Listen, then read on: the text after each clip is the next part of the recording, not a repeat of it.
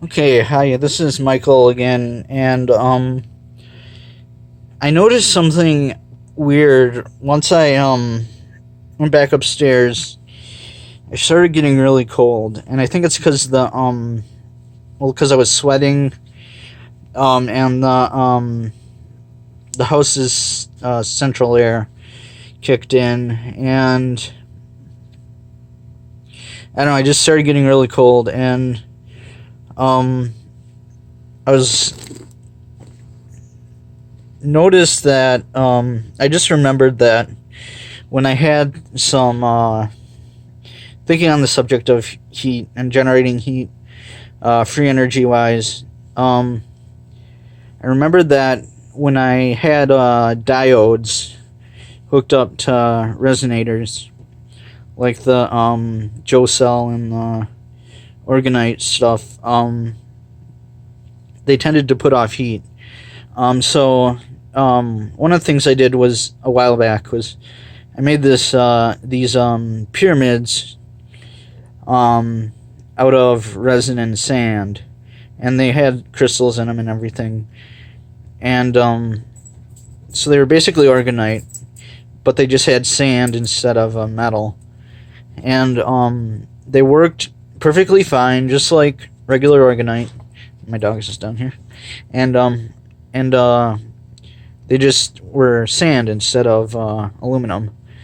And one of the nice things about them, I'm noticing now because I'm particularly cold, is they put off a nice infrared heat. So so I'm thinking this is the solution. Number one, the pyramid shape, because that holds the energy at a specific location, and the sand, because that resonates and generates heat. It's the silica or the silicone. The silica, not the silicone, but the silica. And so yeah, just regular play sand. The silica dioxide, silicon dioxide or whatever it is. So yeah, the that in resin in a pyramid or even in a bucket or whatever, just mixed equally or as much as you can get it, that it has that it sets up consistently. So not quite 50-50, but for the most part, like as close to 50-50 as you can get. Will set up and harden as a halfway decent, because you'll notice as if you don't mix it 100%, you get, or if you don't mix it 50-50, you get it settling to the bottom and leaving this clear stuff at the and bubbles, of course, with the water. And so the pyramid out of sand with epoxy or resin or fiberglass resin or polyester resin, whatever you can get your hands on. 50-50, just like you would aluminum or whatever. Just mix it together good. We'll get you a nice heat generator.